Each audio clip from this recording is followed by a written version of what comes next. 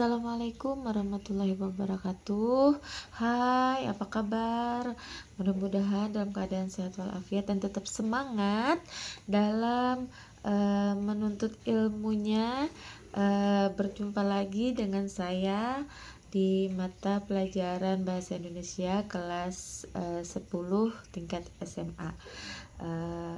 Pada pembelajaran kali ini kita akan melanjutkan yang mana kemarin banyak pembelajaran tentang menjadi negosiator ulung, dan sekarang di bab 4 yang terakhir ini yaitu tentang jurnal membaca.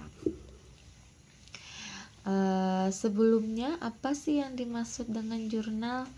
Jurnal itu adalah catatan yang penting ditulis secara teratur tentang suatu kegiatan atau peristiwa. Nah, sedangkan jurnal membaca adalah catatan yang dibuat setelah seseorang membaca buku, baik itu cerpen, baik itu artikel, atau bacaan lainnya. Isinya biasanya tentang informasi penting dari bacaan tersebut serta tanggapan pembaca. Umumnya, jurnal membaca itu memuat identitas buku. Misalnya saja di identitas buku tersebut ada judul bukunya, ada penulisnya, ada penerbitnya, tahun terbitnya ada, kemudian ada juga tuh cetakan yang keberapa, kemudian tebal halamannya juga berapa. Itu yang sering ada di identitas buku. Nah, di sini jurnal membaca kita ada beberapa buku di bawah ini yang menarik ya untuk dibaca, sehingga dapat memperluas wawasan kalian dan pengetahuan kalian. Selain itu, beberapa buku referensi berikut dapat menjadi bahan pelajaran yang bermanfaat. Kalian dapat belajar untuk menjadi negosiator ulung yang sukses dan dalam bidangnya masing-masing. Nah, berikut ini judul buku yang dapat menjadi referensi. Nanti saya akan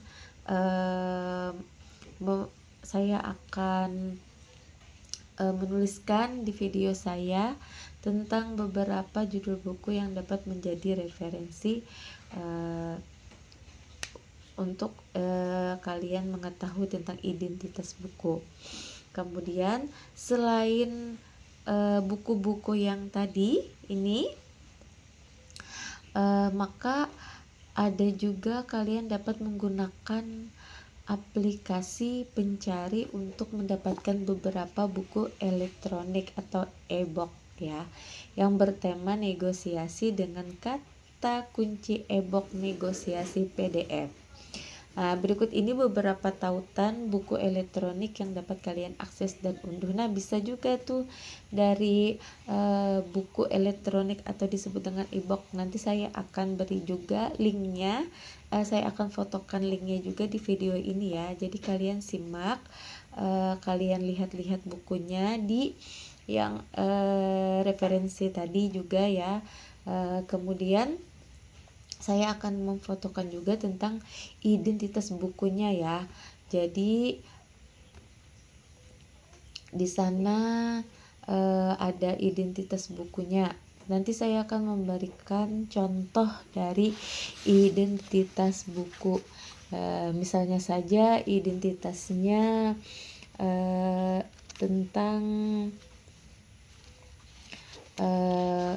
buku Laskar Pelangi misalnya ya. Nanti saya akan tuliskan juga di sini misalnya contoh sederhana. tentang Laskar Pelangi judulnya. Kemudian penulisnya Andrea Hirata. Kemudian penerbitnya. Nah, penerbitnya nih juga jangan lupa Bentang Pustaka. Kemudian tahun terbitnya berapa? 2005. Kemudian jumlah halamannya 529 misalnya.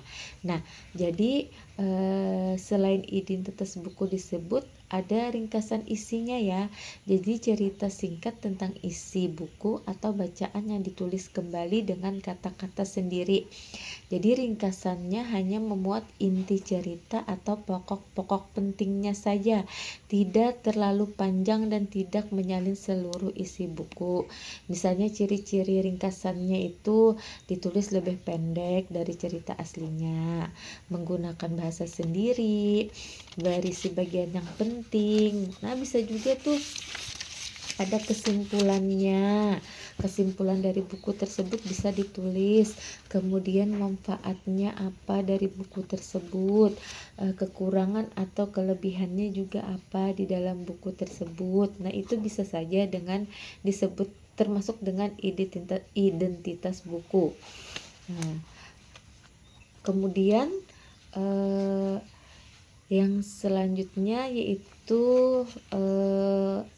refleksi. Nah, di sini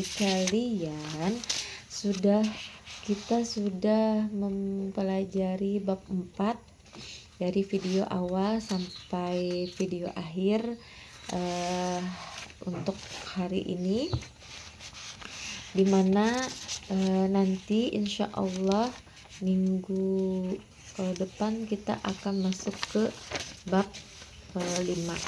Jadi alhamdulillah ya, pada pelajaran bab 4 ini sudah selesai. Mudah-mudahan apa yang saya sampaikan dapat dipahami dan dimengerti, di mana pada bab 4 ini kalian dapat memahami pengertian, manfaat, ciri teks negosiasi, kemudian kalian dapat menyimak teks negosiasi serta dapat membandingkan isi teks deskripsi dan teks negosiasi secara teratur, di mana saya ada memberikan contoh-contoh teks negosiasi pada video kemarin dan dapat kalian baca.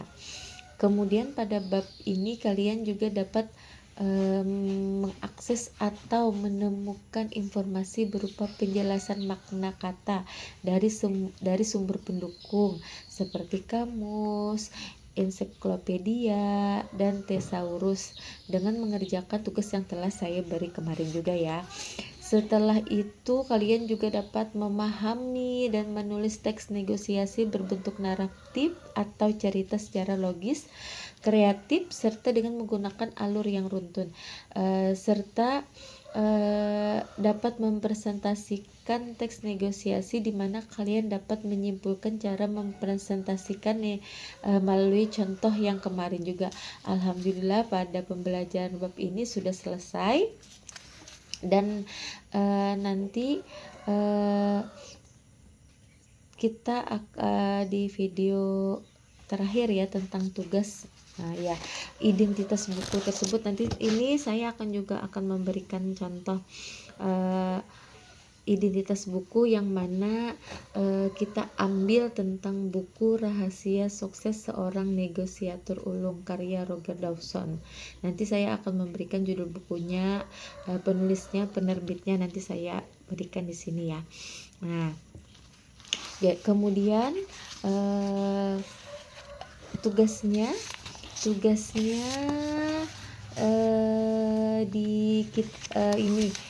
kita belajar membuat identitas buku ya, membuat identitas bukunya. Misalnya saja kalian ingin mencari bukunya di rumah, atau misalnya melewati referensi tadi, kemudian misalnya mau menggunakan negosiasi kata kunci yang pakai negosiasi e-book tadi bisa. Jadi cari buku atau yang buku yang telah saya tuliskan tadi yang menjadi referensi, tulis identitas bukunya ya. Misalnya saja judul bukunya apa, penulisnya, penerbitnya, tahun terbit, cetakan keberapa, dan tebal halaman ya. Mungkin itu yang dapat saya sampaikan. Mudah-mudahan selalu dalam semangat, dalam keadaan sehat. Bertemu lagi nanti di pembelajaran kita pada bab 5. Mungkin itu ya. Salah hilap mohon maaf. Assalamualaikum warahmatullahi wabarakatuh.